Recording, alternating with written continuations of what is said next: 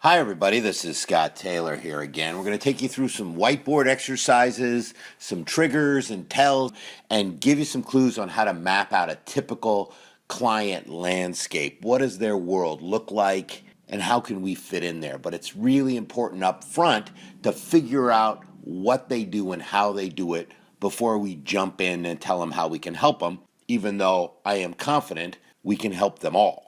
The objectives of this today: learn how to map out the client's internal landscape. You already know the basics, by the way. Before we go on any further, you already understand how we do what we do. If you know DUNS, linkage, matching, delivery, monitoring, you understand what we do in master data. It's that simple. It's hidden in plain sight. So I'm not going to teach you any of those. But if you know DUNS, which is identification, linkage, which is hierarchy, matching, which is the way we integrate our data to somebody else's, delivery, which is how we put that data in somebody's workflow or system or enterprise, and then monitoring, which is how we help maintain them, those enabling capabilities. So the point here is get us in the conversation. That's where we need to be. Who can do this on their own? No one. Who needs this? Everyone. And master data is what we are.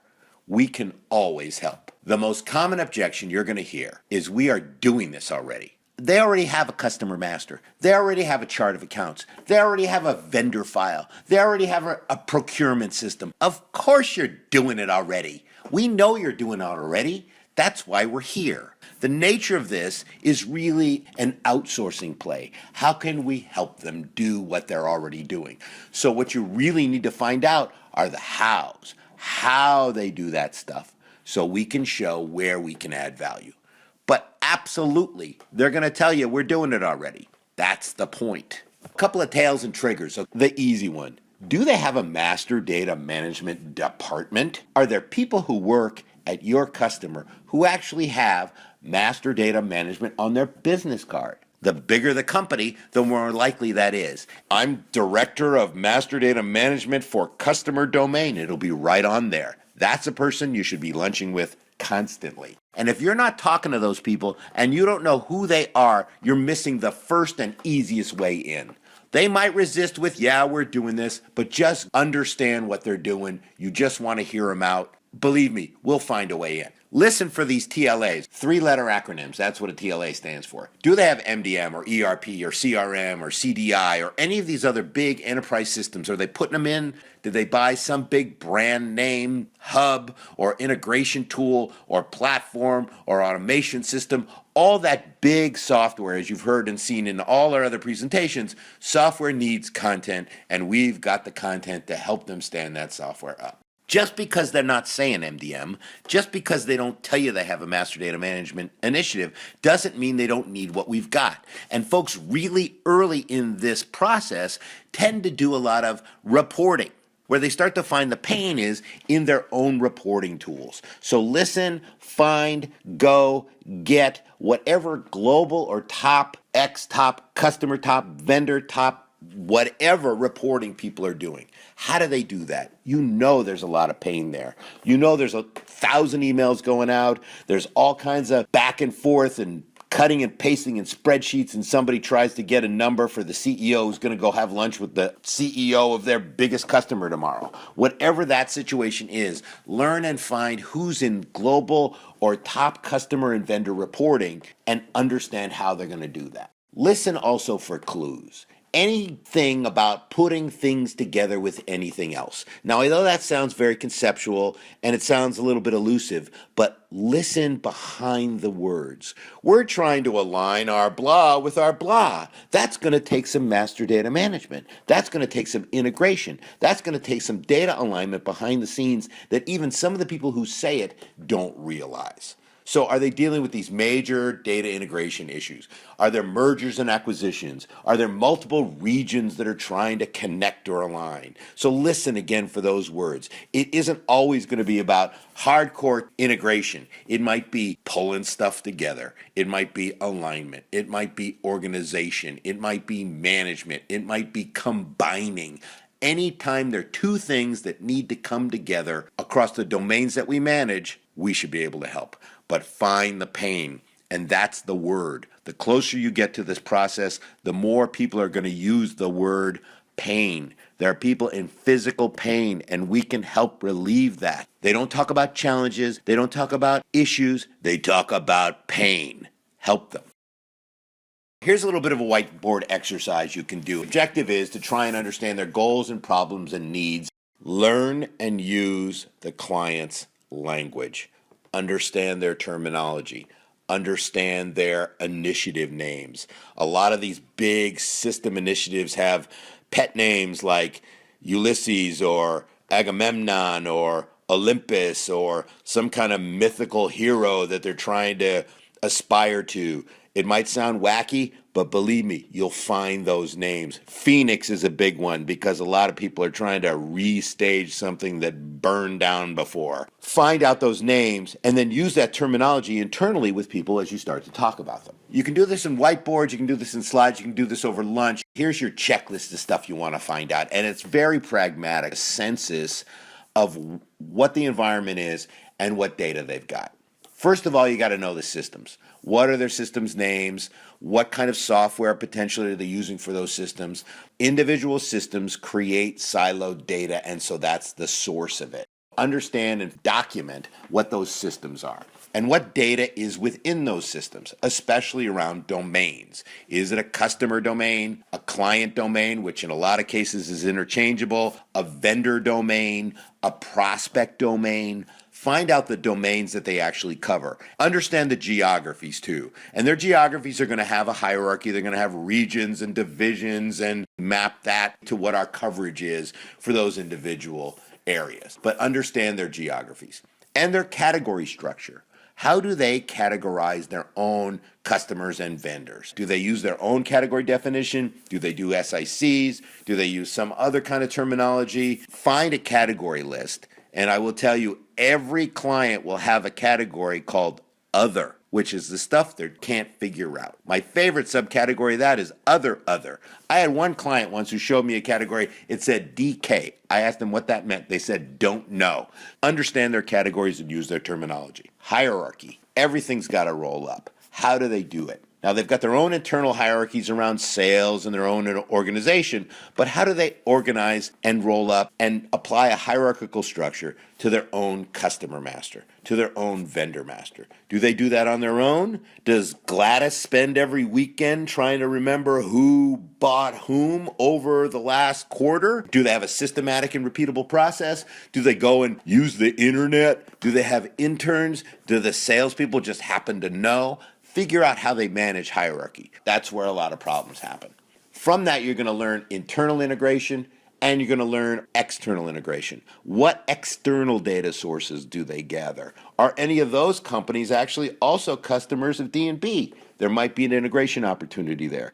But learn about all the external sources as well as they pull in big data, social. The more you know about the data landscape, the better. 2, processes. How do they actually create this data? Do they have a customer create process? Do they have a customer vendor workflow? Do they have a vendor portal? What are all the different mechanisms and processes they use to create and update records? There could be multiple places where people are trying to do the same thing. That causes pain. That causes duplication. That causes lack of quality. That inhibits the data from flowing, and data, to have value, must be in motion. Data's got to flow, and you want to make sure you understand where these flow opportunities are. Map them out. Number 3, what are their go-to-market dynamics? What does this company that you're calling on actually make? How do they get the thing that they make to the people who buy it? What are their goods and services? How do they get it to market? What business sectors are they in? What geographic scope do they have? You've got to have an understanding of how that product or service gets from where they make it to who consumes it, no matter what it is. Many companies have multiple tiers. They work through distributors, they work through agents, they work through some form of intermediary.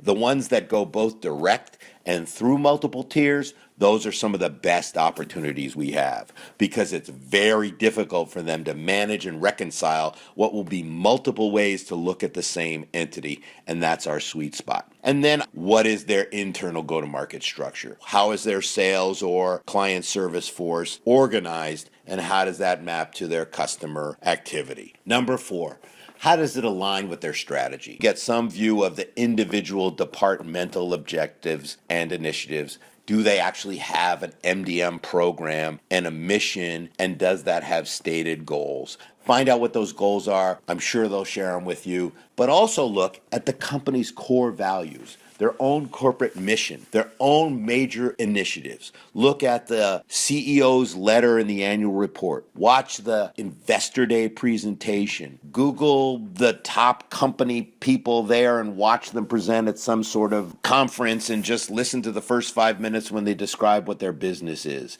Use their language, hear their initiatives, hear their goals, and you'll be able to map those to the data and the processes and the systems that are trying to enable those goals. Everyone's going to admit that silos are problems. Silos keep things from integrating. So make sure you draw departments or regions as silos, as columns. That accentuates the separateness. Avoid drawing D&B in the center of a circle. D&B master data is the foundation, not the center. That accentuates the structural benefits. We can cut across silos. Sometimes it's the foundation on the bottom, sometimes it's simply a reporting layer as the top, but always as a row.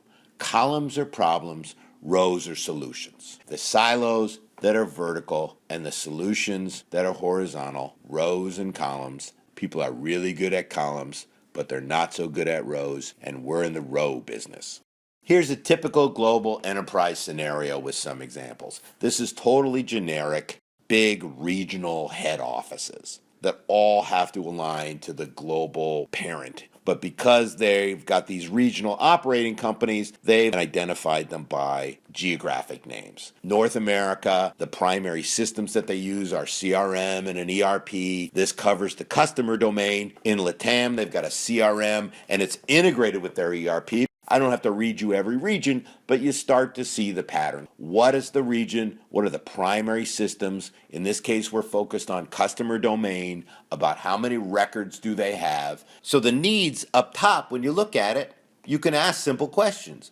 Do you have global reporting for your top customer? You know that they're going to have challenges with linkage across these different regions, especially if they've got a customer create function in each of those regions that doesn't necessarily integrate or automatically search the other ones for a hierarchy structure. Do they happen to have some sort of MDM hub? They don't necessarily need to have one for us to be at the table for an opportunity. It's just good to know whether they're working towards that or not. The challenge is they've got to manage this customer hierarchy across regions.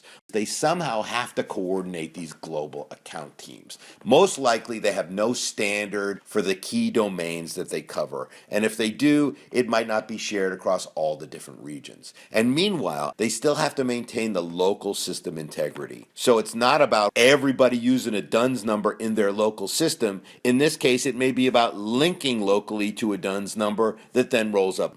If you're running one of these big global enterprises and you've got very strong local presence, you may not ever want to touch what could be dozens, if not hundreds of systems, but you need a reporting layer on top. When you draw it out in these columns, the columns are problems and the rows are solutions. Here's another typical generic example, this time for a local enterprise. And in this case, you want to dig down into the departmental activity. Sales is where you'd probably start. In this example, they're using Salesforce. They've got a customer create function. They get the data from the field, and the domain is customer. In marketing, they're trying to do an outreach program with targeting and web forms that's based in Eloqua. How a prospect is converted to a customer is a workflow and a process you want to start to dig into. In operations, they've got fulfillment. They're looking at customer. Procurement's more focused on vendor. Finance is looking at both vendor and customer in a billing and compliance sense. Do they have external data sources? They tend to come from agencies or marketing research firms or customized reporting that they might get about their clients and their markets and their end users. All of that's going to have a domain element to it that can map to our structure. At the CEO level, they've got some top customer needs. They're looking to expand through mergers and acquisitions. The go-to-market is both direct and through distributors. The challenges are classic. Siloed systems and departments, multiple regions, no common standards. But listen for that as well. Do they have an initiative to create a standard? Do they have an effort where they're trying to standardize internally? We can help them do that. Again, our solutions along the bottom, we provide a standardized pre-mastered data integrated into all these systems and workflows, no matter what the domain. Find out what the departments are, what systems they've got, and in many cases they could have multiple systems with multiple names, what types of domains those systems cover, what kinds of processes they use to create that data, where those sources come from. And before you jump in to say we're the answer, make sure you get as much of this out of them as possible. This will probably take a couple of bites at the apple as you have to go department by department by department. Once you come back with this more holistic view, you will surprise and educate your own clients' people about what's going on in their organization. Once they start to almost get uncomfortable with how much you know about them, that's when you're getting close to gold. You're just building a picture here that just shows very cleanly, look at all the silos, look at all the columns, look at all the problems. Let us help you with the rows. You got to take no for an answer. You got to know the client language. You got to know their goals and problems and needs. You got to know their environment and data and their processes. What are their workflows? You should be fluent in their go-to-market dynamics. Know what their strategy is. Look at that CEO letter, that Investor Day presentation. Look it up in our own services like Hoover's. Find out as much as you can. The more you know their language, the more they will understand you. Think in their words. Think in their terminology. Become an expert in the lingo and twists of phrase of all your clients. They will love you for it. You can't know too much about your client's situation in terms of data, systems, processes, and the initiatives that support them. Dig, dig, dig, and you'll become an expert in their landscape.